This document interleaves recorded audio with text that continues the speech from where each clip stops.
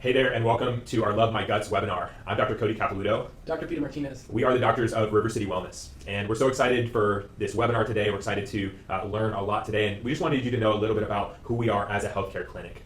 And so we live by this code, and we have a set of values that really are allowing us to shift healthcare here in this country. And again, we're so happy that you're part of that. But why we exist is for the exchange of the four-letter words. And the exchange of the four-letter words means this, is that we want to see those that are sick become well, those that are living in fear actually have hope again, and things that are dead would finally be brought back to life.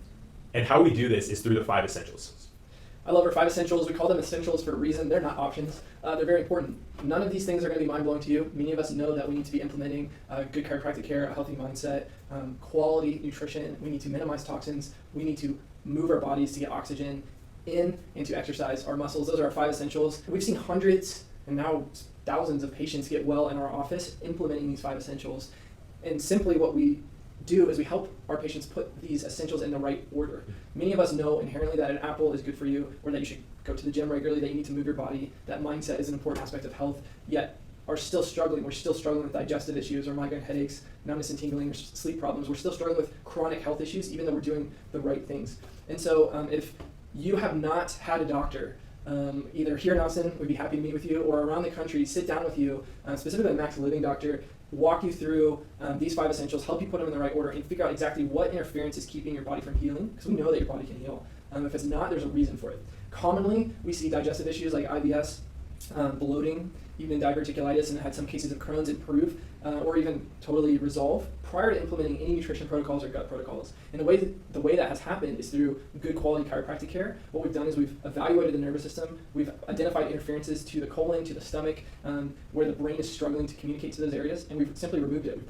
We've created a game plan for their bodies to heal and to function at 100%. And then often, within a few weeks of removing that interference, the body inherently starts doing what it's been trying to do for years. It starts healing. And so if you haven't had your nervous system evaluated, but you're on this gut health protocol webinar, I want you to put this in the back of your mind as you're taking good notes, as you're engaged, that all these nutrition recommendations, all these protocols that we're going to give you, well, they only work as well as your nervous system, as well as your brain can talk to your colon. So if you haven't had your nervous system evaluated, go to maxliving.com, type in your zip code, and you can find a provider anywhere in the country that can do this for you. If you're in Austin, Texas, we'll post a link right here for you to be able to schedule a consult with one of the doctors on our team. That's so good, and we are so excited to get started. Last thing, how to get the most out of this webinar. I know that there are so many things that could possibly distract you during this webinar, but my best recommendation would be to just silence everything around you. I know there's dishes to be done, there's things to do, but I would just encourage you to grab a notebook, grab a pencil, grab a pen, and take notes. You'll also be able to take action today. There will be links for our 30-day gut bundle, 90-day gut reset, and also our Max Metabolics testing, which we're so excited to introduce on this webinar. So without further ado, let's get started. Let's do it. So today's going to be interactive. You guys going to interact with us? Yes? Yeah. Awesome. Who is the sickest generation in this room? Anybody know? It's my generation. I used to not like to admit I'm a millennial, but I am. I'm a millennial. We're the sickest generation in modern history. According to a Blue Cross Blue Shield study of many million Americans, the millennial generation is the sickest generation in modern history. Our health is declining at the age of 27. It doesn't matter what you look like on the outside. It doesn't matter that you hire personal trainers and eat vegan and paleo, that you get adjusted, that you do these 5 essentials. Many of us are recovering so we do more of that than any other generation as millennials, right? But we're still the sickest. We're recovering from 20 years, right? Approximately on average, 20 to 30 years of toxicity, of edible food-like substances, of inflammation. And the things that millennials are sickest with are the silent killers, right? It's the chronic disease. Believe it or not, it's the heart disease. It's the cancer. The number one, other than trauma, the number one leading cause of death in children under 5 is cancer, right? And so anyway, it's the IBS. It's actually diabetes. It just is early enough to where it's not screaming at us or it's silent. So much so that there's this problem in the workplace that is called, it's called absenteeism. It means that you're showing up to work, but you're not present. It's a multi-billion-dollar loss in the workplace. You're showing up and you're not present because you're so distracted by migraine headaches or the constipation or the diarrhea or the numbness and tingling or the anxiety or the depression or the insomnia, right? You cannot continue to live this way. And if you are dealing with some of those things, today's the day that you've got to make a change. So when in our office, we are not introducing anything that's mind-blowing. Has anybody heard that you should eat apples instead of Twinkies before? Yes, okay. Do we all know that exercise is good for us? Yes, right? Do we all know that there's probably some toxins in life that we should avoid? Yes. Do we know that mindset is important, and when we're more anxious, we get sicker? Yes. Do we know that our nervous system is important? Yes. These are not mind-blowing things, right? But these are our 5 essentials, and these 5 things transform people's lives every single day. But it's not because they're new knowledge. The reason that they transform people's lives is that in our office, we help people put them in the right order. The order of healing is crucial. The order of healing is what our country is missing. The order of healing might be what you're missing because you're already probably doing a lot of these things. And if you put them in the right order, you violate certain core principles that have been true in the human body for thousands of years. The human body, evolutionarily speaking, over the last 1,000 years hasn't changed much, right? The human body looks a little different. Well, maybe we're a little shorter in the 1800s. But, there was not a whole lot different in the human body. So what we want to do is we're going to bring you 2 things today. One is we're going to bring you the order that your body needs to go to heal. And 2, we're actually going to, in the second half of this seminar, we're going to walk you through a 90-day 3R protocol to actually heal and restore the gut. And we'll talk about why here in a second. But the order of healing, really, and you guys who's been here to a dinner or a talk or a workshop in our office before? Awesome. All right. It's your first time, so maybe you guys can help me out. In our office, we talk about what is the true definition of health, right? So what are some things that you commonly hear when you say, hey, I want to be healthy. I know I'm healthy because I do blank or blank. Exercise, right? What else? Surfing. Exercise. Exercise. That's good. That's a good why. Thank you, Mark. You eat healthy, right? You go to Whole Foods. A year and a half ago, you go to a salad bar, and you ask somebody, hey, I know I'm healthy because I shop at Whole Foods. Or you go to Gold's Gym, you ask them, hey, I know I'm healthy because I look good and I exercise, right? What do you think? What's the number one answer I get? I know I'm healthy because I feel good, right? What's the problem with judging your health by how you feel? It's normally too late, right? So I used to be a paramedic and worked in critical care, and 9 out of 10 people that have heart disease, the first symptom they feel is what? The heart attack, right? The chest pain, the numbness and tingling. That first symptom happens after 10 years of what building? Disease. And probably 10 years of dysfunction building before that even disease, right? Or cancer, right? What does cancer feel like? Not a lot until what? It's too late. That's when the symptoms of fatigue and stuff start creeping in. So we know that health is not how you feel. If you're a guest or a patient, go ahead and write out the word health and underline the first 4 letters. What does it spell? Heal. That's the definition of health. It's how your body heals and functions, right? So I want you guys to look up here at this chart. This is a function chart. So if we want to be healthy, we need to look at what controls all function in our body, right? And so if you're a patient, it's the brain, which we're going to talk about in a second, but other things also control function. And I want you guys to walk away with what are the dysfunctions in my health and what needs to change? Because when you fix the dysfunctions in your health, you become functional, right? And that function with time and energy and applying it together, all of a sudden you have health. So look at you, and I want you guys to rate yourself for a second. So 0 is almost dead. So 0 to 1, no one here is probably a 0 to 1 because we're not in a hospital right now, right? This is a poor quality of life. Your potential is extremely limited. All you're thinking about is surviving. Some of you might feel like you're close there, but none of you guys are a 0 or 1 yet. So many of us, though, might be in the disease category. We might be taking multiple medication. We've lost our quality of life. Our primary focus is all we're thinking about is the next medication we need to take, the next treatment protocol we need to do. This is a really rough place to be. The scariest place to be is these next 2 categories. And I would argue is actually, if you skip over, is this, the 7 or so. Many of us can probably resonate with the 5. We're not feeling great. We have inconsistent health habits. We're on medications. Health is not a high priority, but we want to feel better. That's actually an okay place to be because you know something's wrong. You know you don't want to keep going the other way because you're going to end up in a sick care model. And you're feeling bad enough to say, I want to get better, right? The scary place to be, for me, is the no active symptoms spot. This is when we're not feeling anything and we're just coasting. We have a good lifestyle, but it's inconsistent. Health is a priority, but we're still trying to figure out what we believe to be true about health. Could not be more relevant than any other time in history. What do we believe to be true about health? So here's the problem. If you look at the feeling good, no active symptoms, and you look at 10, We say we all want to be a 10, right? We all want to have optimal health. We want to be functioning at 100% because anything less than 100% is building what in the body? Disease, right? So we're not perfect, but we want to be pursuing this 10. So the scary thing happens is when you can lose almost 60% function before what happens? A symptom happens, right? You feel bad before you know something's wrong.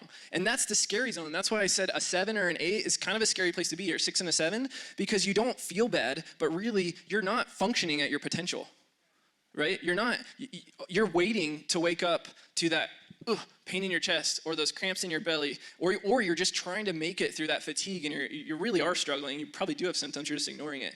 And so today, what we're gonna do is I want you to evaluate right now, maybe take a second, write down a number, where you're at, some of the attributes of it, and say, hey, I'm here, but today I'm gonna commit to take action steps to move there, right? And we're actually probably gonna need to make a list for yourself of the action steps by the end of the day that you're gonna need to do to get to become a 10, or to pursue 10. And we're gonna define what a 10 looks like a little bit later. That's an awesome story. You know what's beautiful about that is we didn't do any of that for her. It's her body that did the healing, right?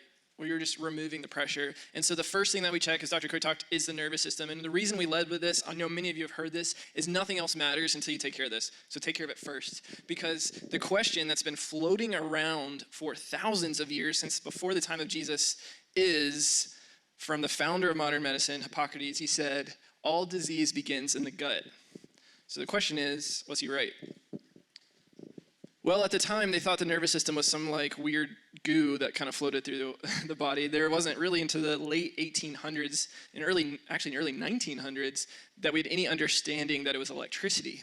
Now what we've learned, though, is you actually have more nerve cells in your gut than you do in your nervous system.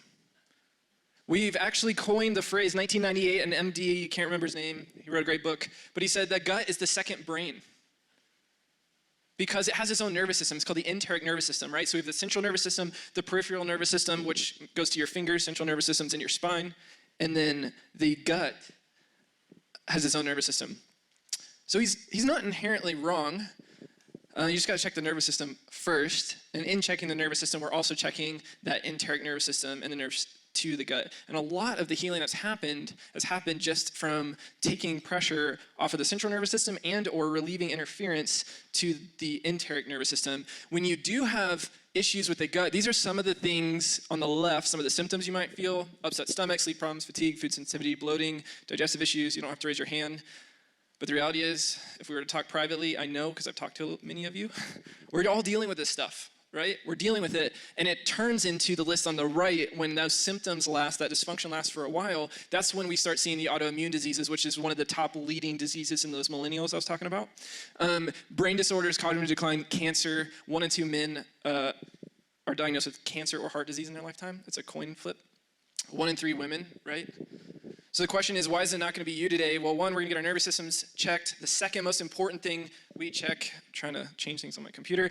The second most important thing we check in the nervous system is the gut. And until the early 90s, if you ask a lot of your old school physicians, my family is filled with them, they would say the gut is just a tube.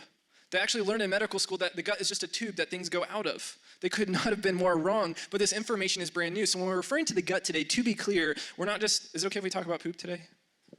You came to a gut health seminar, how can we not talk about poop? We're not just talking about poop, we're not talking about where poop comes out. We're talking about from your nose to your mouth, your esophagus, your stomach, your liver, your gallbladder, your pancreas, your small intestines, your large intestines. This is the gut, right? This is what we call the gut, right? And so your digestion starts when you smell food. Did you guys know that? That's why processed and fast food is so dangerous, is you don't have an opportunity to smell it while it's cooking, so the digestive enzymes in your body is not preparing to digest it. Isn't that crazy? Start smelling your food. There you go, tip number 1. Tip number 2 is digestion. The second place digestion starts is when it actually touches your mouth, right? You guys know what saliva is for? The salivary enzymes are the first digestive enzymes to break down your food. When you try and take whole food, push it through the stomach into the small intestines, you get inflammation, right? Arthritis, chronic joint pain is often caused, one of the causes is undigested proteins. Right? So chew your food. Who got a smoothie today? Did you chew it? You gotta chew your smoothies, right? You got to chew your smoothies. Otherwise, your body doesn't know to break it down, right? So when we're looking at the gut, I want you guys to understand that we're talking about all of this. It's a very complex system, very complex, and it does a lot of things. We've talked about the gut-brain connection a little bit. We talked about checking the central nervous system. I'm so glad that we have CRC out there for counseling, because the number one place a lot of this gut issues start is where? The brain, right? The way the brain talks to your gut or your colon is through this black nerve. It's called the vagus nerve. You guys have heard of maybe the gut-brain connection before? So when we're healing the gut, we want to take care of the brain, we want to take care of the nervous system, and we want to take care of the gut, right? We got to work both sides, because as your brain, as you get anxious, anyone been anxious since last year or a little stressed? You're lying if you're not raising your hand. If you've been a little bit anxious, what happens when the kind of animalistic part of your brain, lower in your brain, gets really anxious is you get bloating and you get inflammation. So now we're going to take turns, and every single one of you are going to come up here and you're going to recite the national anthem. If you had to do that, what would you feel? I'm not going to make you sing, just recite it. You're going to feel something in your tummy. Uh-oh, we're flying through slides. Wrong direction, we're going forward, not backwards today. You feel something in your tummy, right? You get those butterflies. We all know this is true, right? So as your gut becomes more inflamed, you get more anxious. As you become more anxious, your gut becomes more inflamed. The number one result of interference is often inflammation and cortisol and stress, right? So we got to deal with all sides of this. How many of you guys know that 70 to 80% of your immune system is in your gut? Is the immune system important? Anybody here? So if you're doing everything else that we're talking about in society, but you're not taking care of your gut, I don't really have to say it, right? You're missing the boat here, to say it nicely. Right? We have to take care of 70-80% of our immune system is in our gut. Why 70-80% of our immune system in our gut? What is the thing that we're trying to spray and kill? Bacteria, viruses, pathogens, right? Guess what lives in your gut? Bacteria. So the number one way to fight bacteria and viruses is with healthy bacteria and viruses. So if you are sterile internally, guess what's going to populate and control your body? The bad ones, right? So don't tell me, I really don't want to hear anything about immunity until we're talking about the gut. Okay? Fair? Fair. You can talk to your friends about it. I just don't want to hear about it. The small intestines, I don't have that slide up here, but so we've got, after it gets in the stomach, the liver and the gallbladder help break things down. It's going to enter the small intestines. This is the place where your body pulls all of the nutrients out and sends it to the rest of the body. So this is often the number one place to look when people are struggling with fatigue and chronic joint pain, when they're struggling with headaches, when they're struggling with scarier diseases, is if my body can't get the nutrients it needs to make thyroid hormone or to make serotonin, 90% produced in the gut, serotonin, by the way, epinephrine, whatever, you name it in the body, we need nutrients, we need vitamins, that's why we take them. If you have inflammation in your small intestines, you have very expensive urine. I know because I test a lot of your urine. You're peeing out a lot of your supplements, you're not absorbing it, and so you're spending all this money on these supplements that you're supposed to be absorbing, but you have so much inflammation and overgrowth, you're not absorbing any of it. You're really wasting your time and energy, so you're like, oh, these supplements don't work, I must be broken, I just need a drug, and I'm gonna take it for the rest of my life, right? I'm just a special case. No, the reality is you just haven't had someone to dig deep with you enough to get to the cause. So our small intestines is a key location of absorption of nutrients. We have to make sure there's not inflammation there before we buy expensive supplements, before we spend money on organic, grass-fed, pesticide-free food. You gotta part of that you need to heal this, but it's key, right? So if you're not absorbing nutrients, you're building dysfunction. If you're building dysfunction over time, what are you building? Dis-ease or disease, right? So start there. Who's heard of the microbiome? Right? So we don't need to really start there. The microbiome is, in the colon, we have a diverse ecology of bacteria and different creatures. You are 90 to 95% of your entire genetic makeup is not human cells. Or not genetic makeup, human bodies, not human cells. We're 3 times more viral cells than we are human cells. It makes you wonder who the host is, right? We have just as many bacteria cells, or a little bit more, than we do human cells in our body. That's crazy. Right? It seems like we should take good care of these guys because they're really the ones that are in control. And so the problem is we know these. So imagine a rainforest in your tummy, and or a whatever forest you like, an ecosystem. Right? That ecosystem is filled with good bacteria. You need good bacteria.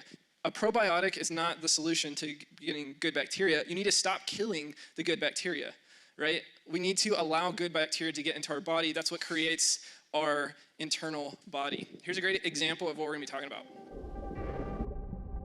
Human intestines contain over 100 trillion microorganisms, forming gut microbiota, which help maintain several physiological processes, such as food digestion, immunity, and metabolism. External factors, like low-fiber diet or antibiotics, can create an imbalance in the microbiota called dysbiosis, characterized by a decrease in beneficial bacteria, an overgrowth of opportunistic pathogens, and reduced microbial diversity. Saccharomyces boulardii produces 3 different kinds of proteins against these toxins. It prevents pathogenic bacteria from invading the intestinal epithelium by causing the bacteria to adhere to mannose on its cell wall and by preserving the tight junctions between epithelial cells. Saccharomyces boulardii increases short-chain fatty acids, providing an energy substrate for epithelial cells Those and tall normalizes the things intestinal flora are like the depleted by trees of your antibiotic rainforest. therapy. Those By tall increasing cells. IgA levels, Saccharomyces boulardii enhances the immune defenses against external pathogens. Finally, Saccharomyces boulardii decreases the secretion of pro-inflammatory cytokines like IL-8 and TNF-alpha, protecting from gut inflammation. Based on numerous clinical studies, Saccharomyces boulardii CNCM I745 demonstrates Who's waiting for the efficacy list and of safety for things that will kill you? May cause. Kind of seems like a drug commercial. May cause early death, early death, paralysis, and more early death. That's what most of the drug commercials. There's none of that here, right? We're just looking at normal anatomy and physiology. Do you guys know all that was in your tummy? That's pretty amazing. It's absolutely amazing. Those tall columnar cells are like the trees of your rainforest, and then they have branches, right? Those branches are what absorb the nutrients, right? Okay, when those, the problem happens when there's disruption or chaos in the jungle. When the big machines come in, cutting all the trees down, when the fires break out, when the houses are starting getting built, when modern man starts interfering with something that has been fine for thousands of years. This is called dysbiosis when we're talking in the gut, or it's a disruption. And what we know about this is that the ecology or the normal, we can actually look at the health of your gut, just like we look at the health of a rainforest, and we can actually predict whether you will get colorectal cancer. Not we specifically, but the medical community. And what we also know is that your gut bacteria can predict things like whether you are going to develop hypertension or can cause hypertension, diabetes, type 2 diabetes, fatty liver disease, thyroid disease, many types of cancers, fibromyalgia, the list goes on, right? The list goes on. You need a healthy gut. So the question is, I guess, so there's a hypertension study in case anyone want to know. The thing what we need to look at is, so we know that our gut does a lot of really important things, and we know it needs to be healthy. But if we're going to heal it, we got to first look at what's interfering with its health. Yeah, the first step is to remove the interference, right? So what we have to do is stop putting things inside of our body that are going to kill this good bacteria, right? And so what it says up here is bomb the city, right? The allopathic approach, which is the symptom-based approach that Western medicine uses primarily, they're bombing our cities. And what does that mean? What do we take now more than ever for bacterial infections? And now there's bacteria that's actually resistant to these things, right? It's antibiotics, right? I don't even need you to raise your hand whether or not you've taken an antibiotic. Everybody here has been exposed to antibiotics. Now, the problem is that what they are calling antibiotics is more like an A-bomb, like an atomic bomb. Why do they call an antibiotic an A-bomb? Is because when you take antibiotics, it doesn't only kill the bad bacteria, but it also kills the good bacteria. It does not discriminate between the good and the bad, right? And so if we know that you need a diverse ecology, a diverse different types of bacteria in the gut, we have to start looking at where this is coming from. And I guarantee you, I've seen it happen before. Saw it happen with a friend recently. She had a bacterial infection, and her family's like, you have to get antibiotics, you have to get antibiotics, and you have to get antibiotics. And look, I'm not here to tell you whether or not to get antibiotics, but I'm here to tell you that there's a way that your body will heal naturally. Now, one thing that was happening with her is that she actually had what was like a cyst on her knee. And so we have to wonder, with the body's infinite wisdom, because her family said to pop it, right? With the body's infinite wisdom, why would it create a border around an infection? Why would it wall off an infection? to protect it, to prevent it from spreading. So is the answer to go in there and to puncture it and let it spread everywhere, right? And of course, when you go to your doctor and you're under that care, they're going to do what they do in a very methodical way. But we have to just take a step back and say, do I need, right? Because you have the ability to make a choice for yourself. You have to ask the question, do I need to take antibiotics, right? Because we have to always weigh the pros and cons to what we're doing, right? Every single decision, there's pros and there's cons. And so for those of you that run to the doctor and get antibiotics every time, when was the last time that you tried something natural? When was the last time that you had that certainty and say, you know what, I'm going to let my body heal? And what ended up happening in this friend who had that cyst is the cyst naturally opened up when it was ready, right? And what came out was actually a bunch of white pus. It's like really nasty, right? But what was that white pus? What was it? It was toxins that were also bound to the immune system, right? So what she found was that her immune system was actively working inside of there and that her body healed when it was ready to. And so again, my question for you is that if you're always running to antibiotics, number one, do you know the risks? Research has shown that children under the age of 4 that have an antibiotic, they will never get the same amount of gut bacteria ever in their life.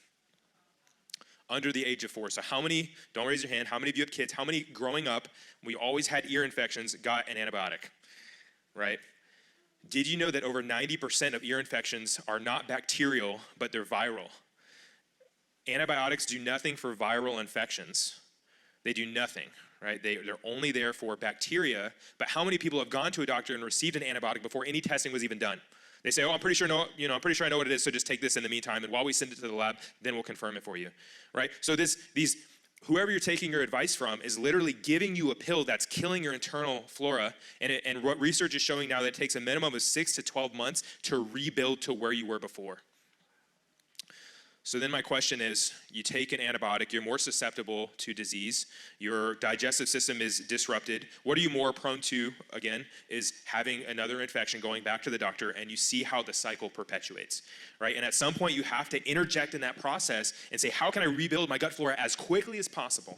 How can I eliminate the things that are continually causing it so I can get healthy and well, so that my immune system is functioning the way that it needs to, so that my body can make neurotransmitters like serotonin, help me sleep, makes melatonin, right? Help many different pathways in the body through the gut. And antibiotics is just one way that we cause damage to the gut. And as Dr. Peter mentioned, that our gut microbiome, or our intestinal lining, what you should know is that it's not a flat tube. But again, when we saw in those videos, we saw what are called finger-like villi, and they're kind of waving like here. So why would it not be a flat tube? Why would we have these finger-like villi? Is to actually increase the surface area in order to increase the absorption of things. So if you imagine the inside of your intestine like a bunch of trees, what antibiotics do when we eat artificial foods, which we'll talk about later, when we eat edible food-like substances and there are toxins around us, it actually mows, and imagine trees falling flat. So it covers up the areas that are actually supposed to be absorbing, and it does, and it becomes more like a tube. So we have to, have that visualization and say, how can we do this, right? So real quick, let's just talk about inflammation, because when I say inflammation, what we know is that every root of disease has inflammation. Let me say that a different way and more clearly. At the root of every disease is an inflammatory process. But we have to ask, is this inflammation a good thing or a bad thing? Because most of the time we associate inflammation to be bad. But tell me this, if you rolled your ankle and your ankle started to swell and it caused you to not be able to walk on it, is that a bad thing or a good thing? Why would your body intentionally swell your ankle to protect it? It's saying, hey, don't walk on me right now. Just relax for a few days, right? Relax for days or weeks, right? And so our body has an immune response or an inflammatory response to every bad thing that happens. And that's necessary. If you were to roll your ankle and more blood flow did not go to your ankle would not heal as fast. And so again, it's the inborn internal mechanisms of your body to send inflammation or increase blood flow. So we have to know that inflammation in itself is not a bad thing. But where does inflammation become bad? Inflammation becomes bad when it's there day after day after day after day, right? Some of the newest mechanisms for cancer, what they're finding out is that cancer is a wound healing mechanism. Meaning that if you worked out and after the time working out, what would you develop right here? A callus, right? If you didn't develop a callus and you kept on working out, what would start to happen? You just kept doing it over and over and over. It would wear away at the skin and eventually you'd get to the bone. And would that be good or bad for your body? So is the callus a bad thing or a good thing? So when we see that symptoms are present, symptoms of inflammation, swelling, right? We have things here, blood sugar imbalance, chronic stress, things that happen, the reactions that our bodies have. We have to see it for what it is, understanding that when you have these symptoms over and over, it's the inflammation being there isn't the issue. It's the continual inflammation that's there that's the issue, right? And again, asking the question, why is my body not healing? Because if your ankle was swollen for a year straight, I would ask, why is your body not healing, right? So if you have constipation, diarrhea, ulcerative colitis, IBS, these things go on. Again, it's just asking the right questions. And so, these are more consequences of inflammation. Again, talking about every single symptom that you have is a reaction to what you've been doing constantly to your body. So what happens when you leave inflammation long-term in the gut world? You guys have heard of the term leaky gut. It's becoming pretty popular. It was frowned upon if you went to your medical doctor really 10 years ago, but especially 5 years ago and said, hey, I might have leaky gut. They'd look at you like, you're a crazy hippie. Now what we know is that in the literature they describe this and they call it intestinal impermeability, aka leaky gut. So this is a pretty scary and serious thing because leaky gut happens when you combine this process with inflammation, you see disease. And you just see disease turn into very scary things that you don't really like to talk about, and for many of you, that's why you avoid the doctor. So leaky gut, what happens, if you guys can imagine a fishing net. I was going to bring a fishing net, but imagine a net, and that net is designed in your colon wall to, in your small intestines to keep the good things in, the bad things out, and the bad things out, and the good things in. Specifically, when you think about your poop, who wants their poop in their bloodstream? Nobody. Your poop needs to stay in your colon and then in the toilet, right? But who wants nutrients in their bloodstream? Yeah, a lot of us want nutrients and supplements in it. So what happens is when your gut lining becomes inflamed, it's like cutting giant holes in the net of the colon, causing the bad stuff to get out and keeping the good stuff from going in and out as it's supposed to. Does that make sense? So as a result, we feel really bloated every time we eat because our food isn't actually assimilating and getting into our bloodstream where it needs to go, right? It's just kind of hanging out in there. We also seem to have allergies to wheat and soy and dairy and sometimes avocados and almonds, and it's like, where do all these food sensitivities come from, right? And you think you might be gluten intolerant, right? Because that's the latest fad. Yes, you can truly have a gluten sensitivity. I give that, but sometimes it's not the gluten's fault. Sometimes that's just a very inflammatory food, and your gut is so hurt that it can't handle and mitigate that thing. So even some of the current literature is even saying, hey, wait, slow down. If we're going to test for food sensitivities, that's fine. But really, those sensitivities can change. What we really need to do is heal the gut. We need to get to the cause to fix it. And so if you, a leaky gut plus inflammation, I'm again changing the wrong thing, leads to something called SIBO. This is very well talked about in the literature. Who's heard of SIBO, small intestinal bacterial overgrowth? Hang in with me. I know we're getting sciencey. We're taking a break in just a second. SIBO is one of the diseases that truly affects the absorption of nutrients in your colon, and this is at the root of a lot of disease processes that you guys are struggling with. So what is it? Very simply, this chart is super simple. Top, that's normal, okay? That normal is, you're looking where it's a simple phrase, but on the far left, we have the duodenum, jejunum, and ileum. Those are your small intestines, right? That's this part of your body that starch, beans, nutrients, that's where your body is taking things that have been broken down into your stomach and absorbing nutrients or vitamins like B vitamins, magnesium, and pulling it out and using it to heal your heart, into your lungs, and your thyroid, and your brain, right? Then eventually, after you absorb all that stuff out, it gets to the colon, and what's left in the colon? Just the stuff you want to get rid of, and then your healthy microbiome, right? The fiber, the bacteria. Okay, we want to keep the bacteria in the pooper, in the colon. We want to keep it out of the small intestines. It's supposed to be a sterile environment, right? So SIBO, small intestinal bacterial overgrowth, means your small intestines is overgrown with bacteria, right? You're like, okay, that's in the name, I get it. But so what happens is when you have inflammation or leaky gut or intestinal impermeability, there's so much inflammation that there's not a delineated line between your colon and your small intestines, and you get all this bacteria that's supposed to stay in the colon starts creeping into the small intestines, and so now you have a somewhat sterile environment that is not sterile anymore, right? And so what's coming into that is not good bacteria, but the bad bacteria, right? That's where we hear things like candida, and we hear things well, there's a long list of funguses and bacteria that can overgrow there. But so in order to heal this, we need to stop what's causing this leaky gut, intestinal permeability, or inflammation in the gut. And we need to clear out the bad bacteria and reduce the inflammation so that the body can then absorb nutrients again. And when your body can absorb the magnesium, the B vitamins, the vitamin D, the calcium, et cetera, then it can, the dysfunctions in the rest of the organs are being fixed, and you start to see the body heal itself, right? And now you're starting to see why Hippocrates said all disease begins in the gut. I don't know how he came up with that, because he didn't know any of this, but anyway, you can make your own predictions. He figured it out pretty early. So what we know is, so H. pylori we've blamed for causing acid reflux. What we've actually learned, instead of eradicating H. pylori, which we've decided that causes acid reflux, we've actually learned that it's a very important bacteria for our gut microbiome. Same thing with your, anyone has ever had your appendix removed? We used to say, oh, it's an extra organ, there's really no purpose for it. You learn that in medical school. Why would you have an extra organ that has no purpose? Does that make sense? Right, you went from 2 cells to 70 trillion in your mother's womb without any outside interference. Do you think like something just accidentally showed up in your body? It's just ridiculous. And now we know that it's a key to this microbiome. So the question is, if you do have this SIBO, if you do have small intestinal overgrowth, or maybe you just have inflammation, I guarantee you, if you've had a pulse and lived in the last year and a half, you have bad bacteria growing in your body, and you're over-sterilized internally. Because what have we been doing? Right? We're killing all the bacteria that we're exposed to, right? Which I know there's a balance. But in the effort to kill the stuff we don't like to talk about from stage, we've been trying to preserve, or an effort to kill those things, we've also killed all the good guys, right? It's like your house is burning, it's on fire, and you see the guy that committed arson running away. Well, before you go catch him, you're like killing the firefighters. It's terrible. Don't do that. They're there to save your life. Don't kill the things that are there to save your life. I know that hits hard. I used to be one. Thank you for all of you guys that are. But we're attacking the good guys.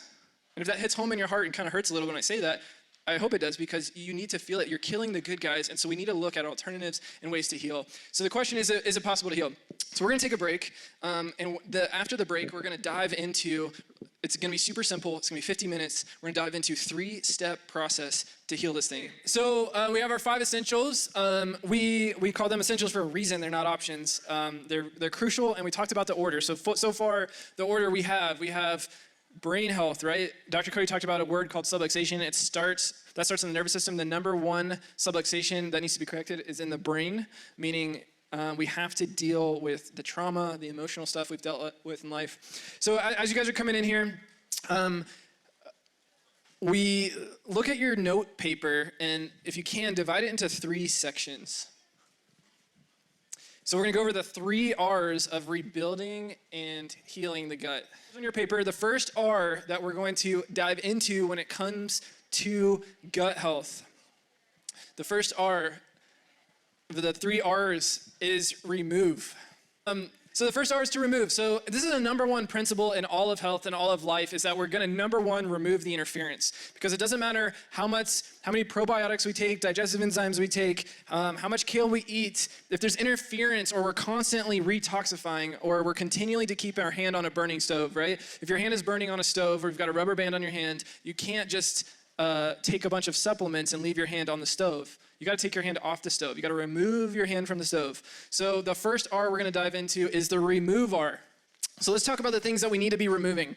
I'll tell you what, if you walk away thinking that these gut health, that you're going to heal your gut, but you are only imagining supplements or food, you're going to lose. It's a losing game. We really have to look at this holistically, and you have to apply this. So what that means is that a gut protocol, or the 3 R's, can't be overwhelming. If it's overwhelming to you, then it's going to stress you out. And if you're stressed out, guess what's going to become inflamed? Your gut. So this is not overwhelming. Say it to yourself, this is not overwhelming. Simple steps, simple action steps. We're going to start with the number one thing that we need to remove, and that's the mental stress. And it's not, I don't know, maybe you guys have more influence than I do. If you do, we need to talk, because I've got some tips. We all want our current political, medical, I don't even know what to call that world right now.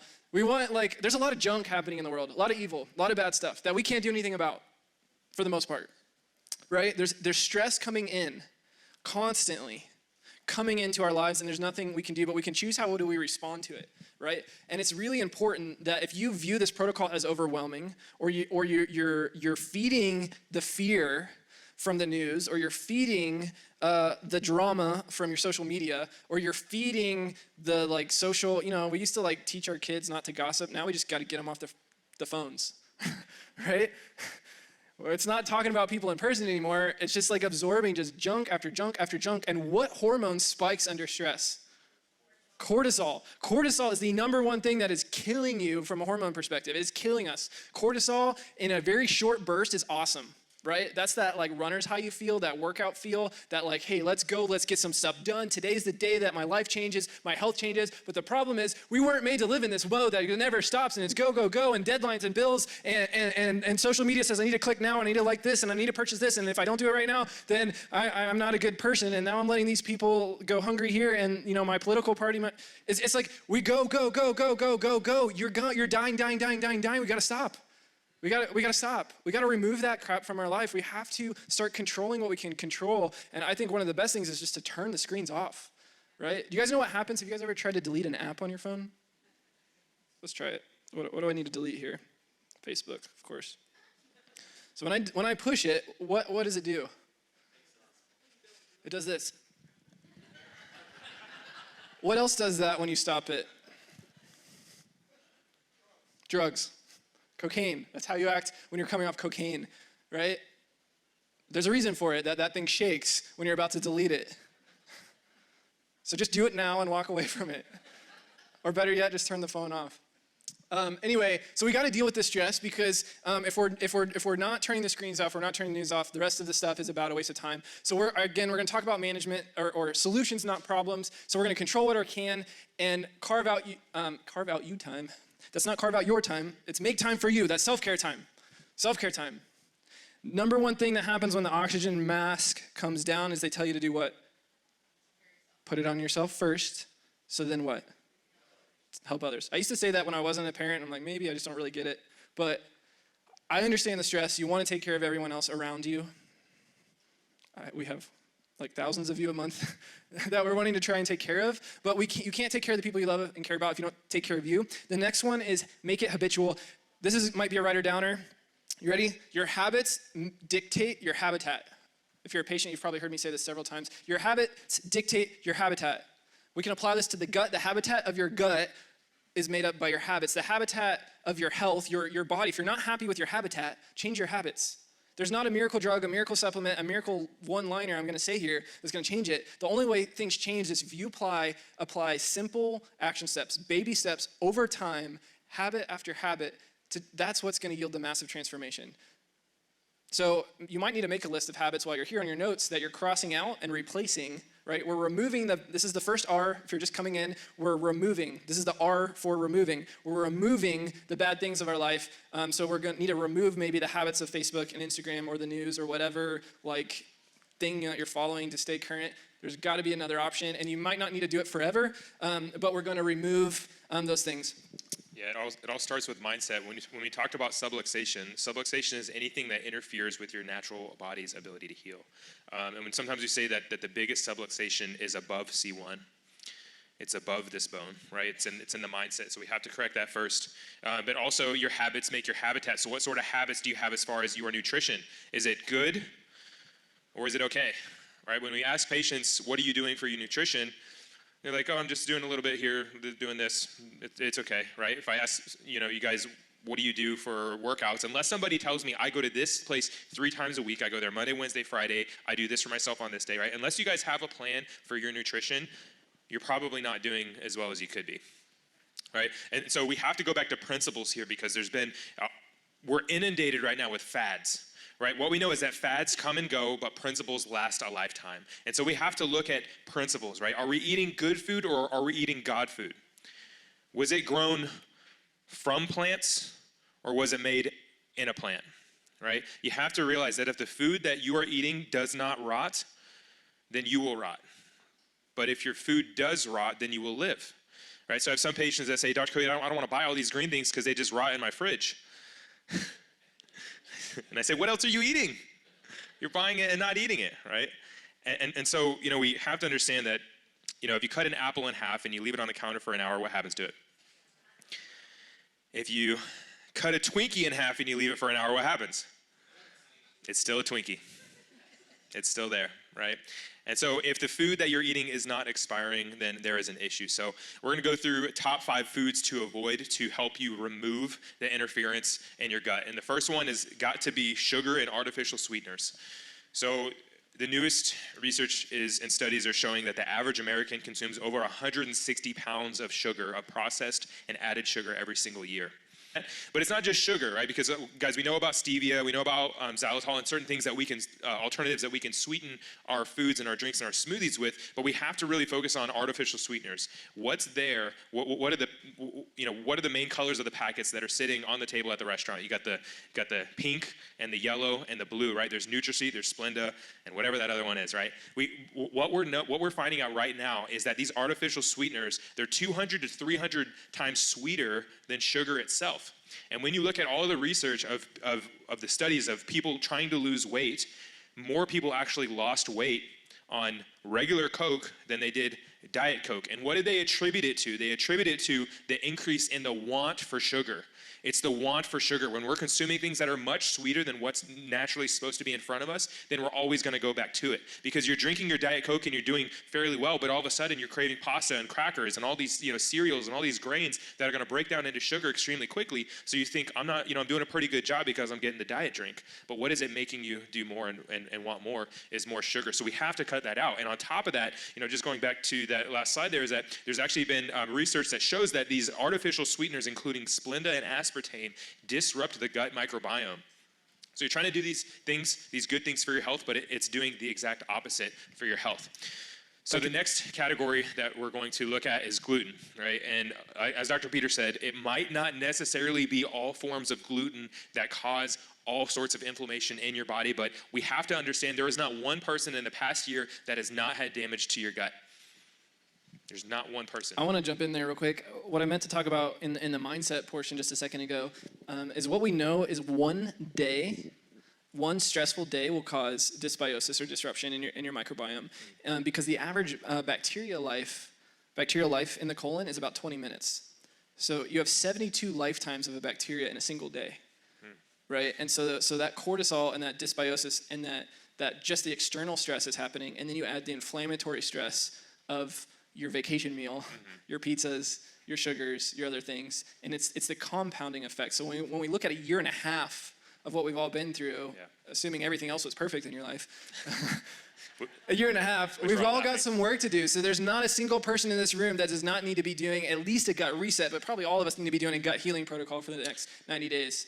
But there's so much, gluten, okay, so it's not the same type of gluten as it was 2,000 years ago. I actually brought this book up. A patient mentioned to me about Dr. Josh Axe. He's a pretty well-known chiropractor who's actually in Max Living, the same network of doctors that we're in. We went to school with his brother. But he has this book called Eat Dirt, and he talks a lot about this. He talks a lot about gluten and that it has this form of protein in it called zonulin. And when you ingest gluten and it breaks down in your small intestines, the zonulin, I think about it like zones. It actually creates the leaky gut. It creates the zones to where now the proteins that were supposed to pass along and go, to the bathroom, now those undigested proteins are getting in your blood. And again, as we talked about with leaky gut, is that it's not just a gut issue, but if that stuff gets in your gut, then wherever those proteins are, your immune system is going to be attacking that. And if it happens to be on the thyroid, then you might have something called Hashimoto's thyroiditis, right? If it's in other areas, you might be dealing with lupus, or you might be dealing with rheumatoid arthritis, or eczema, or psoriasis. And again, we have to look back at the gut. So my recommendation, we're going to be giving some recommendations at the end of paths that you can take, and what you should be focusing on in each one of these phases. But on the remove phase, the first thing to do is just to cut gluten out. And that's going to be hard for a lot of people. So the solution is not to go to the gluten-free section and just shop, because that is filled with processed food. And what do they replace the gluten with? The other things that you could probably write down: corn, wheat, soy, dairy. You want to remove those things, corn, wheat, soy, dairy, during the remove phase for at least 30 days if you're doing this protocol, or ideally 90 days if you're healing it. Not a little bit, right? What happens when we just eat a little bit? It's not that you did bad and shame and like you broke your diet, but if your gut's inflamed, it's like a wound, right? It's like an open, festering wound. And we just have a few corn chips or a little bit of this or a little bit of that. We're irritating, we're scratching it. We're making it worse. Now I'm gonna give you a little bit of grace. You don't need to be paranoid because what do we talk about like contacting anything as long as you don't have a true gluten allergy, and avoiding corn, wheat, soy, and dairy. I talked about not being overstressed in the mindset part. So the reality is that's where the supplements really save the day. They give you about a 30% margin to screw up, to mess up while you're healing. Not So margarine. no, we're not eating margarine. Margin. I can't even say it now. Margin. So you got a 30%. So there's grace for you. There's grace for it, but we don't. Dr. Cody likes to say you don't have to be perfect. You just need to be awesome. So we're gonna take the next 30 to 90 days, and we're all gonna be awesome. There you go. All right, next thing, conventional meats. All right, we talked about antibiotics. How bad are antibiotics? Boo, bad, right? Do you know where we get the majority of the antibiotics? 80% of the antibiotics that you consume come from your conventional meat, right? That's ordering from normal restaurants. So when you're going out, you're ordering steak, you're ordering chicken, you're ordering tacos down the street, right? Whatever meat you're eating, you aren't what you ate only.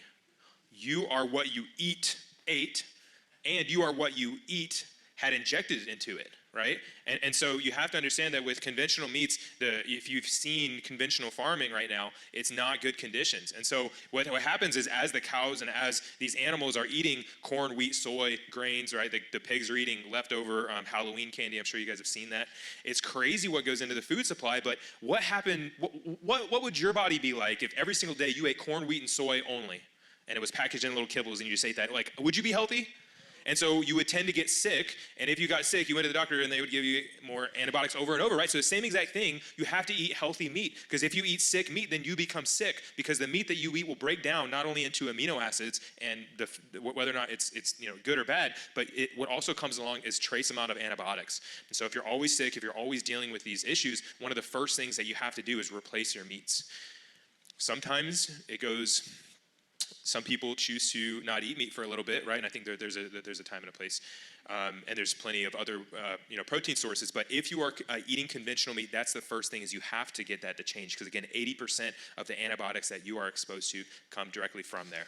I think about following the money here. The farmers are gonna make more money off a fat cow, right? So they're gonna do everything they can to make it fat. Yeah. So what are you doing? You're doing everything you can to make yourself fat and sick and nearly dead, like the cows, right? So who makes money off of you? Follow the money. It's pretty, all the farmers, but I mean, people make money off of keeping you sick, just like we make and fat and nearly dead. So it's a little bit jaded, but it's real life. So know your farmer. Point is that you have a decision Know to your make, doctor. and you have action, right? And so very tangible step is when you go out to eat, just don't order meat. Ooh. Oh, no. We'll get to those later. We're going to get to those later. It's a long story. We'll explain later. But when you're going out to eat, just don't eat meat, right? But I'm not saying not ever, right? There's vacation meals. Please have grace for yourself. But for a long, long time, right, I only ate meat at my house because I had control over where that meat came from, right? Organic, grass-fed, free range, those sorts of things. Yes, it does cost a few extra dollars, but is your health worth it? One visit to the hospital could cause you thousands of dollars, and the number one cause of bankruptcy right now in the United States is due to chronic medical bills, right? And you think, oh, it's not gonna be me, it's not gonna be me, it's not gonna be me, until it is you, right? So spend a few extra dollars. You're gonna pay one way or another. If you pay now, you're gonna enjoy health for the rest of your life, and you're gonna be able to do all the things that you've been called to do, and be able to walk your son down the aisle and be able to see your grandkids, right? But if you don't, and it's not that worth it to you, then you're gonna have to pay at some point in the future, right?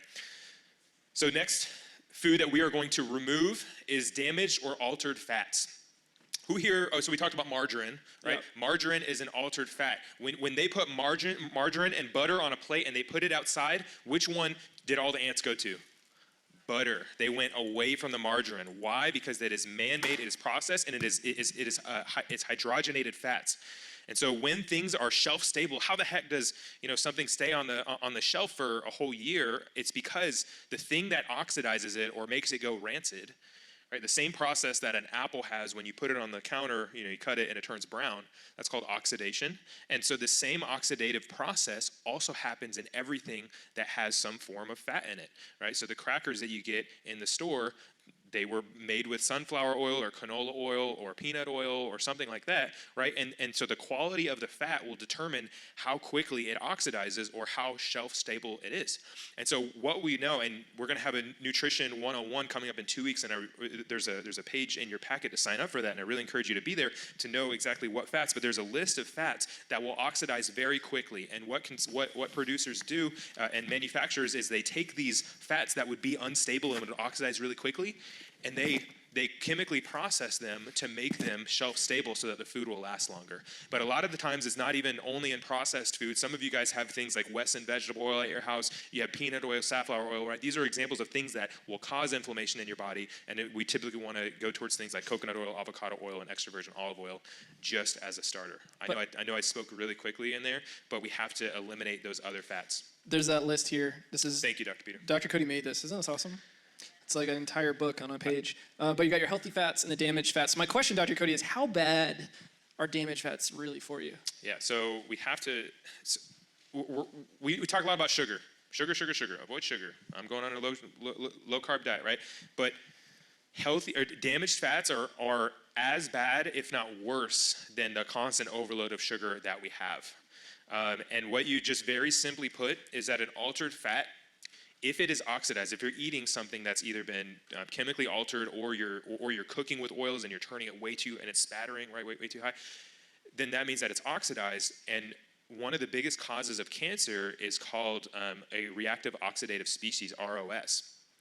And what it does is when you put these altered fats inside of your body, it actually it pulls from your antioxidant system, which we're also going to talk about. Your liver has this ability to detox, and it does so using antioxidants.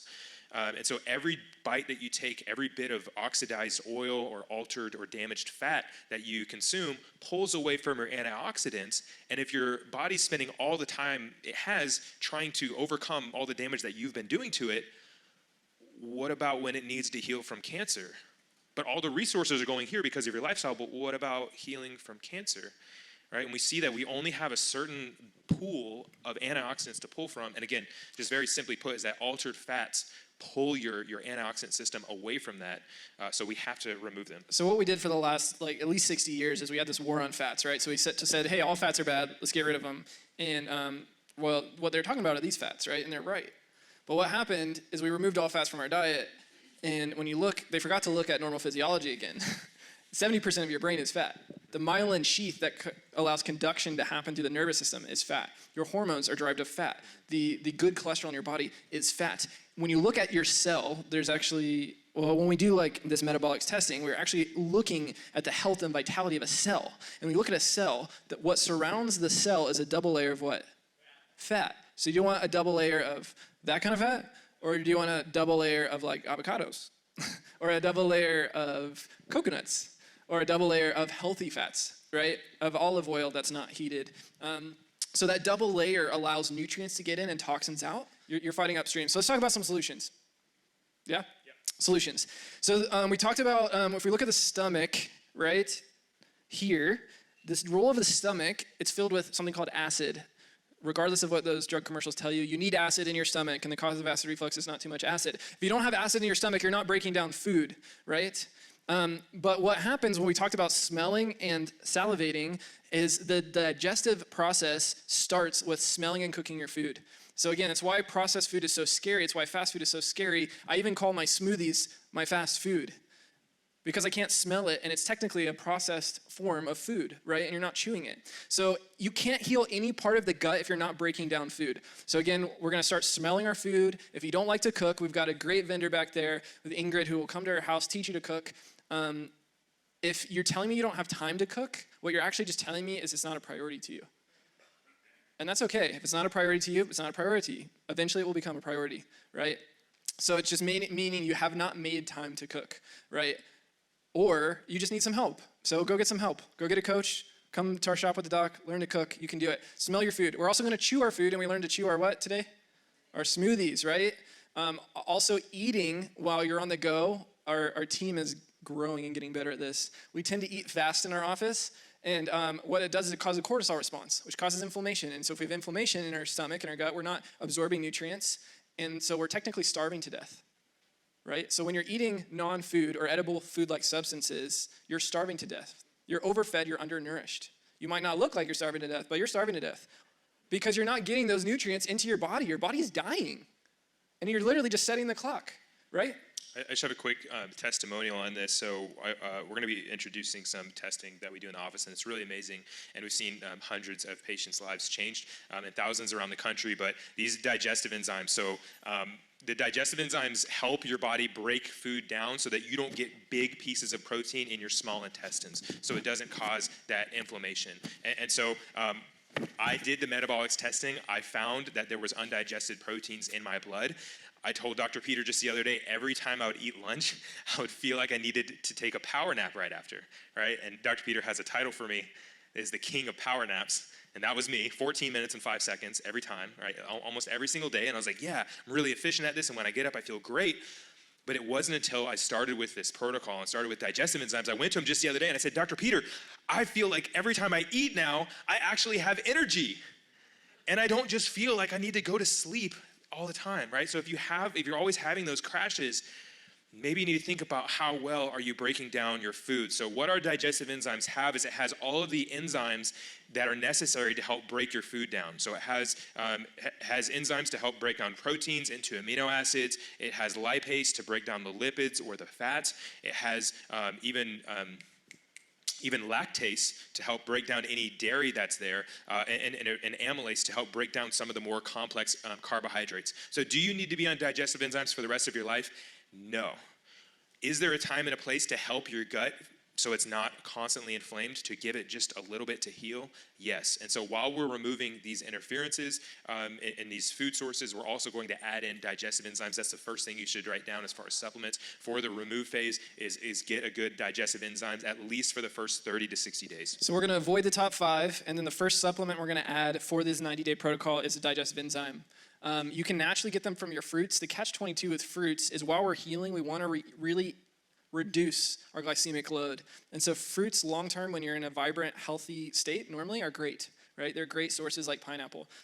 But you cannot eat them like in a juice and expect to get the enzymes you need. And you cannot, sometimes they are just putting you over the edge. So what are we going to eat? You told me, you took everything I love away from me.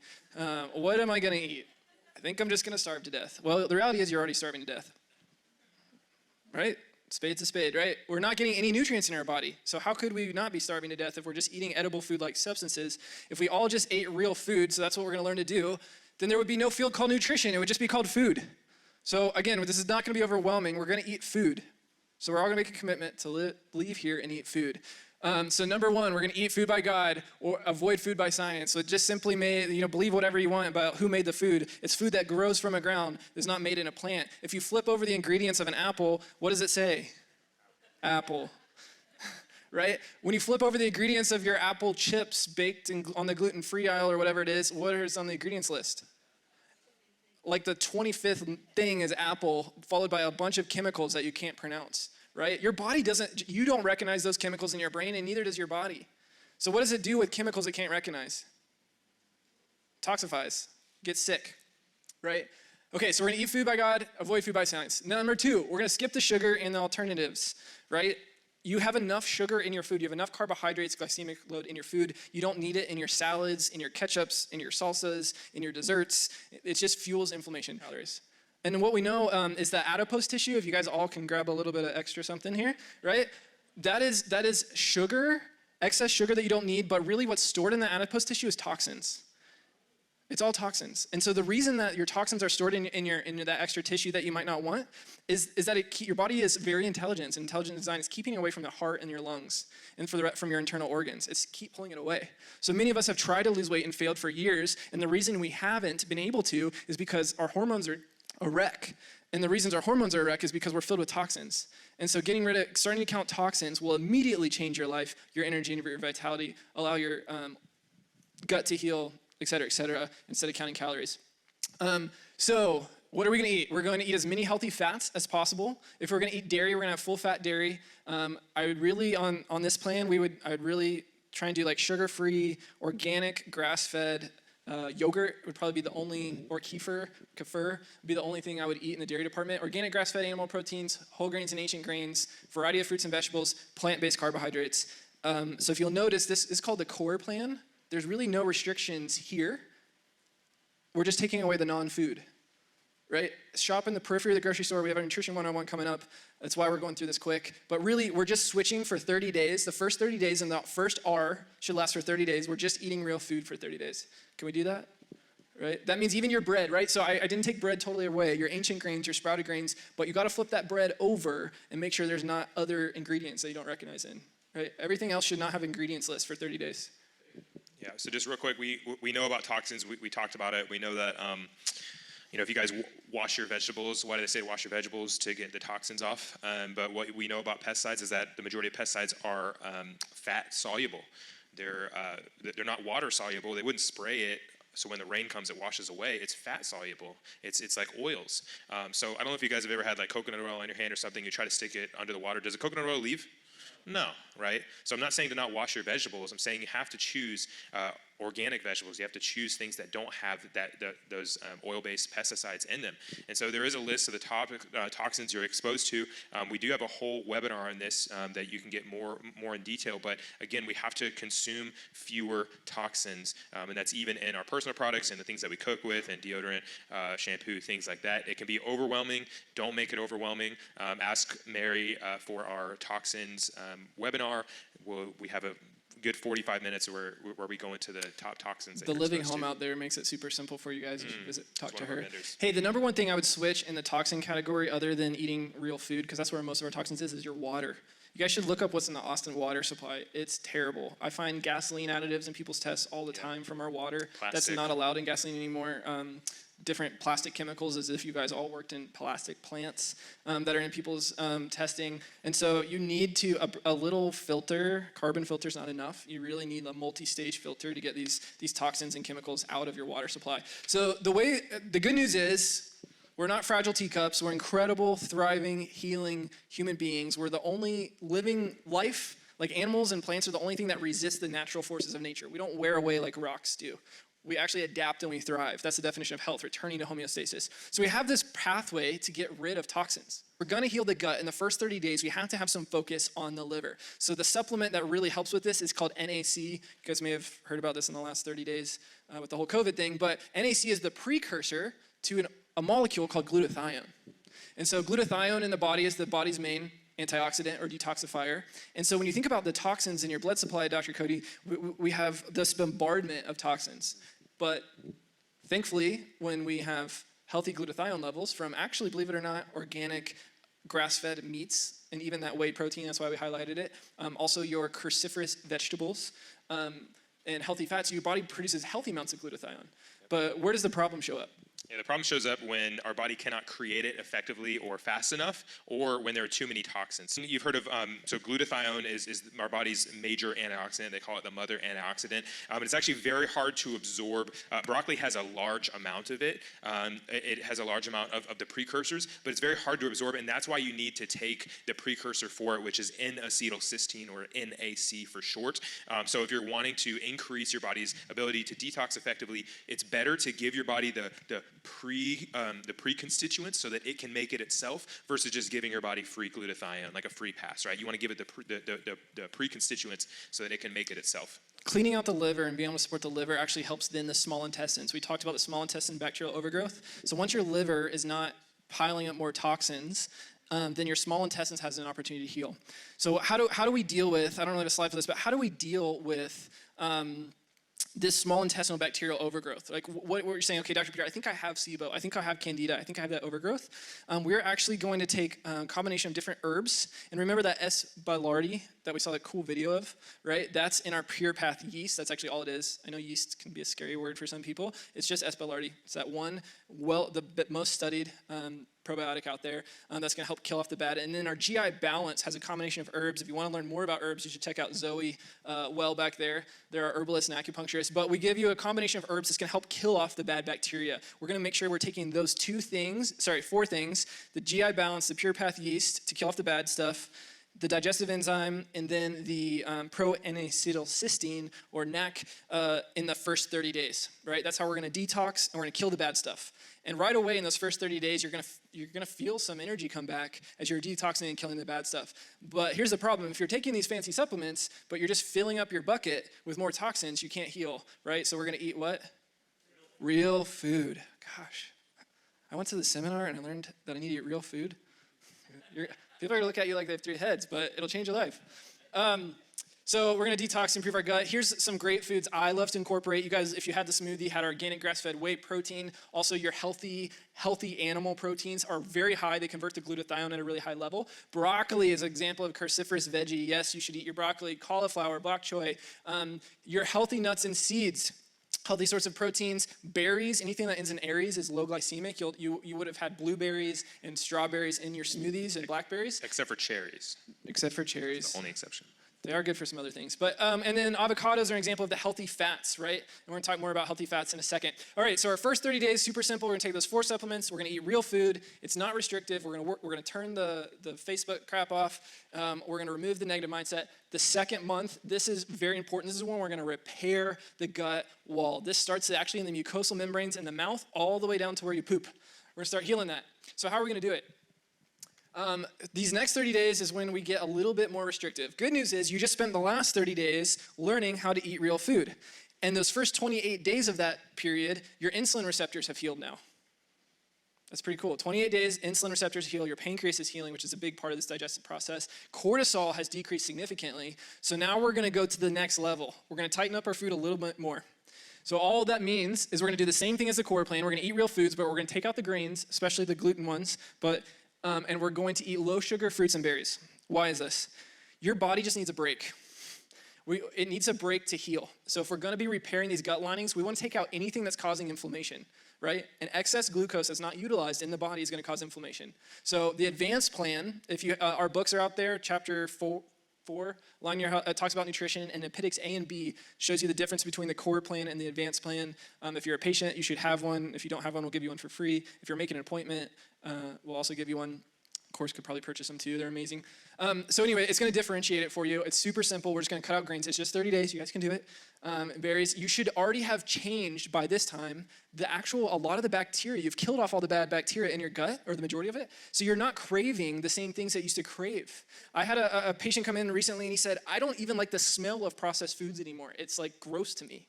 I didn't even know processed foods had a smell, but apparently they do. And when his kids come up to him and they say, hey, do you want to try you want to try this like Snickers bar or something? He says, no, I don't eat fake food, right? Come on, we can do this, right? That's how it should be. Dads, step up. All right, so what do we take to heal this gut lining? So what we want, remember in that video, we saw like this covering with the Espelardi of the gut as it healed. I don't know if you guys remember that, but you're supposed to have this mucosal lining, and it's a little different from the stomach to the liver, but these are the herbs that we like to take. Licorice, slippery elm, also marshmallow, yes, you can eat it, or you can roast it over fire, but marshmallow root is actually one of the most incredible healing herbs out there to help restore this mucosal lining. This is often where people are missing. They've removed the junk for a period of time. They've maybe even killed off the bad bacteria, but most people don't realize that you actually have to restore this mucosal lining, which means you can't be eating excess sugar and toxins while you're doing it. You really need your body to have a break. It's very exhausting to break down food. Right, so our flagship product for Gut Renew, we had a GI specialist who actually treats disease for GI. We're not treating disease, right? We're promoting health. He checked out our Gut Renew product, and he's like, I cannot believe how amazing. It's like everything I would recommend to somebody in one supplement, but this Gut Renew powder is what has slippery elm, it has aloe vera in it, it has our glutamine in it, it has our marshmallow, not the one you roasted over fire, it has our cat's claw, it has our MSM, quercetin, that's been popular lately. So anyway, Gut Renew is gonna have all those ingredients in it.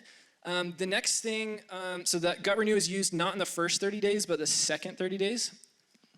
Okay, unless you're doing just a 30-day reset, and then we can just jump into it right away. You should only do the 30-day reset, again, if you don't have symptoms. Am I still going? Yep. Okay, so omega-3 fatty acids. This is key. I think this research paper is coming. Yeah, okay, so dietary omega-3 fatty acids, these are the healthy fats that you need to promote health. So the average American you should have a 4-to-1 omega-6 to omega-3 fatty acid ratio. Omega-6 healthy ones are found in like almonds. Omega-3s are like, traditionally we think of like our wild-caught salmon, right? The average American, because of our conventional diet, has about a 50-to-1 omega-6 to omega-3 ratio. So we're super inflamed. Guess what? A big cause of that is your processed foods, that's high, and then your sick cows or your sick chickens or your sick eggs, your sick dairy. So if a cow is sick, it has very high omega-6 fatty acid ratios in the meat, and that's why, like, we learned as a society, don't eat the fat of these animals because it'll make you sick. It's because we're eating sick fatty acids, so you get sick. So what's beautiful, though, is what we've learned from the research is that when you get those ratios back of omega-3s to omega-6s, when you start actually eating fat doesn't make you fat, right? It's bad fat that makes you fat, or the inability to burn fat that makes you fat. When you start eating these healthy fats, not only do you lose weight and feel better, but your genes, the gene expression from disease switches to health. My grandfather died of heart disease. My mom died of cancer. So I can sit in my chair and I can complain about how my genetics are setting me up to a lifetime of disease, or I can step into health and say, that's not gonna be me, right? Because I have control over my health. And what we know is that our genes load the gun, but it's our environment that pulls the trigger. That means you have a choice. That means you have control, and you can actually activate or deactivate, like ones and zeros in a computer, your genetic composition. You're not a victim of your genes. It's pretty powerful. So first 30 days is to remove. Second 30 days is to repair, and the last 30 days is to re-inoculate, right? So by now, you should have gotten good enough bacteria in your gut. Now, you've heard of probiotics, right? And again, we talked about antibiotics. Anytime you're doing an antibiotic, you definitely need to do probiotics after. But if you've lived in 2020 and 2021 with hand sanitizers, you also need a probiotic. But as Dr. Peter said, the average life of a bacteria can be as little as 20 minutes. And what does that mean? It means that the internal environment will determine how good of the reproductive cycle of the good bacteria will be. And so we really want to, number one, in this phase, give our body the proper bacteria that's there. So this phase is all about let's take what's there, let's make a few modifications, but the majority of it is actually helping to feed these good bacteria. So we're going to start with probiotics, and in our probiotics, there's actually that bacteria, which is S. boulardii, exactly what you saw, all the benefits of it, of helping your body expel pathogens, helping your body absorb the appropriate nutrients. And what they also said in that video is that it acts as like a groundskeeper for your gut, and it makes sure that all the other bacteria are doing exactly what they're supposed to be, and that there's not anything else there. Can I say something real quick? A lot of us have tried probiotics after we've taken an antibiotic, right? All of us know to do this. It's not new news. The problem is you haven't done the other 260 days of work, right? So it's those other two, and then the 50 billion probiotic we have. Typically, we want our food to rot, but when it comes to a probiotic, Dr. Cody, we want it to make it past the stomach. Yep. So the stomach acid is extremely acidic, and there's not much that should be able to make it past it. But the reason why a lot of probiotics are in the refrigerated aisle is because they're not shelf stable. And a lot of those don't have what's called an enteric coating, or a coating on the outside of the probiotic to actually make it to where it needs to go. So you don't want to buy probiotics and have it stop here when it needs to actually get to here. All right, so our probiotics do that. And so there's been, if you go to PubMed, which is like, where a lot of the research is, and you start looking at all these articles, there's thousands of articles relating the health of your probiotics to the health of your body. Here's one that is with type 2 diabetes, right? My dad was a type 2 diabetic. It like hits me right here when he didn't make a change for years and years and years. But one thing that I had him do was take probiotics. And the bacteria inside of your gut can actually change your taste buds. So sometimes in order to change your gut bacteria, you need to eat the things that you don't usually like eating so that your gut bacteria can be populated with good bacteria, and then it goes back to helping you eat the foods that should have been enjoyable all along, but it might not have been there. The next, Dr. I was just going to say, one of my favorite books, you guys can write it down, it's called The Microbiome Diet. It's by Kellerman, maybe, MD. He likes to say, it's not your fault that you crave those foods. It's because you have literally a world of like sugar-feeding bacteria in your body. And so when you guys go through this 3-hour process, you're gonna kill those off, and you're actually gonna crave what you actually need to live. It's pretty beautiful. Yeah, so we're gonna add the probiotics in. We're also gonna add prebiotics. So who here is sort of prebiotics? What the heck is prebiotics? Awesome, so a few people, so the prebiotics are what your probiotics eat, right? How do your probiotics like reproduce and do all this stuff? A stork doesn't deliver them. But they actually eat certain things, right? And so these foods that are considered prebiotics are full of fiber. So when we talk about the only thing that should make it to your colon or your large intestine is the fiber, which is the undigested part. It's like when you're juicing and all the juice goes here, where does all of the stalks and everything go, right? That's all the fibrous portion that you need to have in your foods. But 90% of Americans are deficient in fiber, which is why we are on the fast track to colon cancer, and why now it's 1 in every 20 individuals will be diagnosed with colon cancer at some point in their life, is because of the lack of fiber. So in order when you're taking the probiotics, in order to continue the probiotics legacy, in order to have it for the rest of your life, again, you have to help feed them, and that's exactly what the prebiotics do. And so you want to put these two together, and together they're actually called symbiotics. And so our fiber supplement, which we're going to add in on the last 30 days also, takes all of those together. So the fiber is the thing that your probiotics will eat in order for you to continue to build health and continue to help build a strong immune system. I didn't realize how hard it was. Like, everyone's like, yeah, you need a certain amount of fiber. Do you remember how much? 35 grams fiber. He's like my numbers guy. 35 grams of fiber a day. And so there's an RDA of that. Yeah, you need fiber, great. I'm a little constipated. I must not be pooping much. But this really helped me open my eyes to how bad processed food is. We're robbing the fiber of our diet. We're robbing our bacteria. We can take all the probiotics in the world, but if there's not an environment for them to grow and thrive, like we're just wasting our time. So it does take a little bit of work. You do need to supplement it because none of us eat enough veggies to really get the fiber intake that we need for a minimum RDA for survival, let alone to build health. You don't have to supplement fiber forever, but I would recommend it in these first 90 days. So let's wrap this up because let's talk about action. So there's a 3-step process to heal your gut, but there's really a 3-step process to heal anything. It's that simple, right? It's not an infomercial. It's just your body is amazing. It's really amazing, right? So number 1, we're going to identify the cause. That sounds a lot like remove, right? We're going to remove the junk, the toxins, the crap out, right? We're going to kill off the bad bacteria, okay? We're going to stop insulting it with edible food-like substances. What the heck is your body going to do with plastic chemicals? Like, your body doesn't know what to do with that. It can't turn that into a thyroid, right? We're going to address the interferences, right? We're going to actually take the rubber band off. Right? It doesn't matter what you've been diagnosed with. Identify the cause, find a doctor that's going to do it. We like to say DC or Doctor of Chiropractic stands for Doctor of Cause, right? There's other providers out there that will do it too, but find someone that'll get to the cause. Take your hand off the stove or take your rubber band off. That sounds a lot like the repair phase, right? From the middle R. This is when you really just need to, the best way to think about the repair phase is self-care phase. This is when you need to look at your routine. Wake up in the morning, have a quiet time, write a page of gratitude. I am known for my awesome handwriting. I actually can't even read my own gratitude journal, but I do it anyway.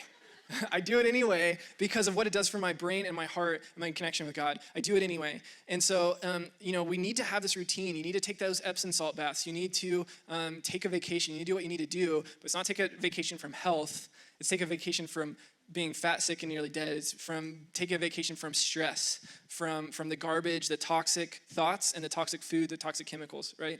And then the last thing is we're going to restore vitality. That's a lot like reinoculate. If you don't like that word, it's kind of weird for me too. I think about replace. The third R could also be replace. We're replacing the good bacteria. And so this is what we do when it comes to migraine headaches. This is the same process we take with the gut. This is the same process we take with trying to help the body heal thyroid issue. Again, none of this is the management of disease. That's not what we do. That's the job of medical doctors. There's a short-term time and place for that. But long-term health belongs to this 3-step process. So we have, when we look back at this continuum of health, we evaluated where we were on this health. And we couldn't see what the 10 was. And if you'll notice, if you want to become a 10, the action steps, your habit dictating your habitat, that is what makes you a 10. What makes you a 10, and when it comes to your health, a 9 or 10, are great health habits. Not a one-time seminar, not a miracle cure, right? Nothing but the consistent daily habits. That is what allows you to do what you love to do, and more importantly, what you're called to do, because you're living an interference-free lifestyle. You also take responsibility for your health. Well, you don't blame the doctor, you don't blame the insurance company, you don't blame the current president, you don't blame the politicians. Only you are responsible for your health. No one else can be responsible for your health. It's only you. It's your job to be responsible for your health, no one else. Number 3 is if you apply these 2 things and these habits, you develop a strong health philosophy, right? So no one can come into me come into my office or come into my house and tell my family what we need to do to be healthy. Because I put the work in to develop this strong health philosophy. So I'm not living in fear right now. I'm not living in this wishy-washy worried. I'm evaluating research. I'm evaluating evidence. I'm observing clinical practice. But I have a strong health philosophy. The question is, do you?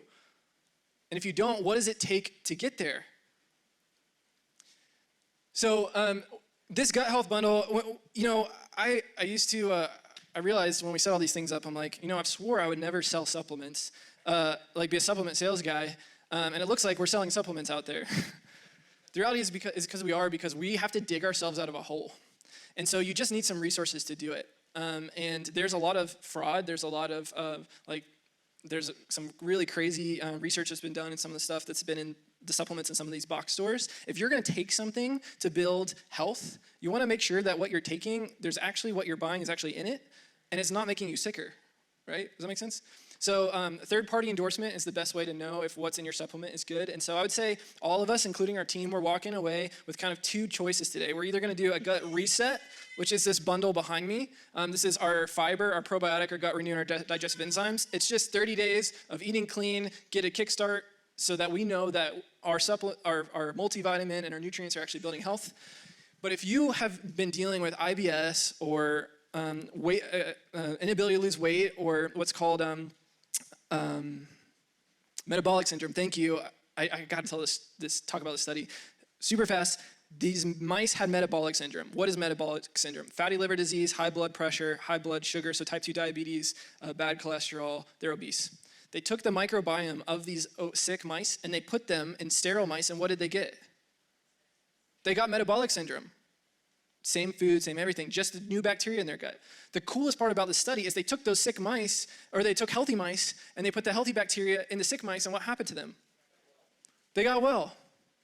Come on, we all need this. We can do this. We can reverse disease, but we got to get to the cause. The other study I'll end on is about community, because we know that health is not done well in isolation. That's why we do these events. It's why we do our dinners, is that what we know about the microbiome is that when you have a group of people that have a healthy microbiome, that microbiome transfers to the sick people just by interacting with them. And it overcomes the sick bacteria and wins, and that community gets healthy even if they don't change their habits, which is kind of weird, and I know it goes against taking responsibility, but they tried to look at the reverse, and they learned that the bad bacteria can't overcome the good bacteria when you have a good microbiome. The dark will never overcome the light. It doesn't work that way. The light will always win. The good bacteria, the way God made it, the way it was designed, will always prevail.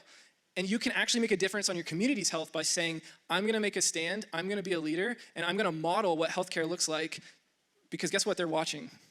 Your family's watching, your friends watching, your kids are watching, right? The reason your kids are picky eaters is because you're a picky eater.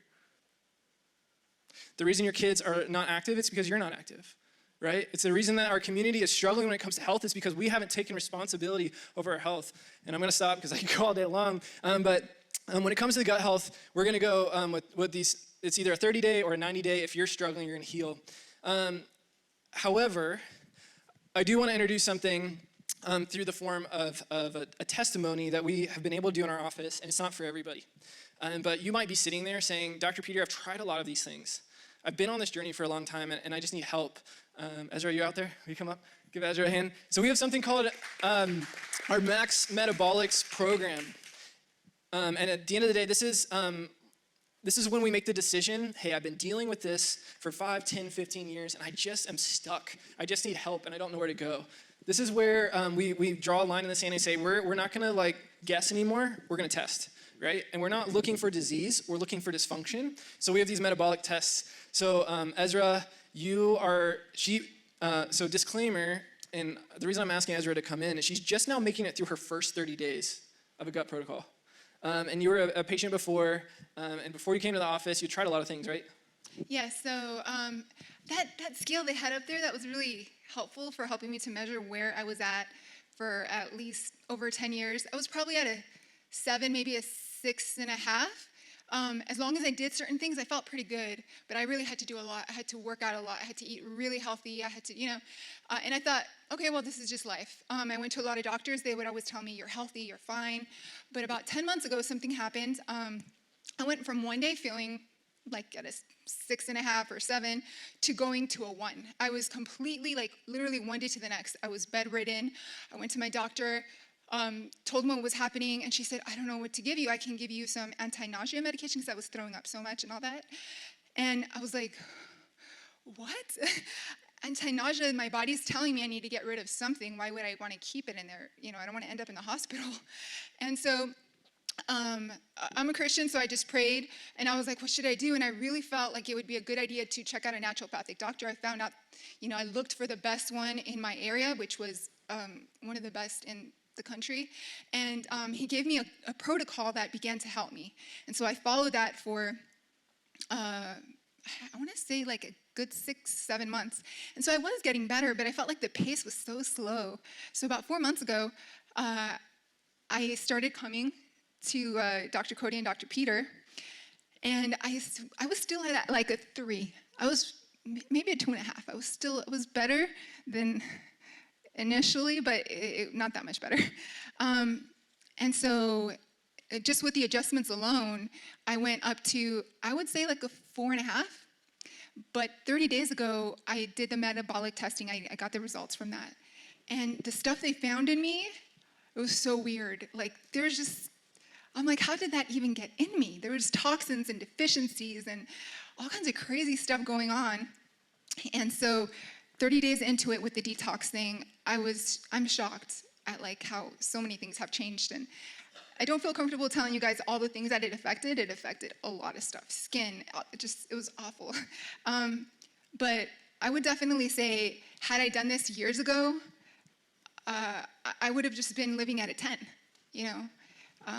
So, yeah. Ezra, that's awesome. So I know a couple things. You talked about energy, just keeping it vague, and you talked about like being able to basically 100% increase your ability to work out or walk. So you went from like bedridden to walking 2 miles. To being able to exercise again. Obviously, she's not bedridden today, and she's healing. But it's been a journey, right? And it took, at the end of the day, it took testing to take her to the next level. And so some of us are stuck. And so if you're stuck, I just want you to know there's answers. You don't have to be stuck, right? And Ezra, I can't wait to hear the rest of your testimony unfold. It's been really, really powerful. But good job just being committed to your health. She has a binder, right? So we got this test, and she is very specific on everything. And because she's so specific, she's getting specific results. You can tell, like, she's committed. So I have no doubt that she's going to heal because she's committed. She writes down everything, and she's so specific. And we're actually going through this protocol, not just with these supplements and nutrition, but along the way, we've realized that you can be as healthy as you want, or these supplements only work as well as your body is capable to heal.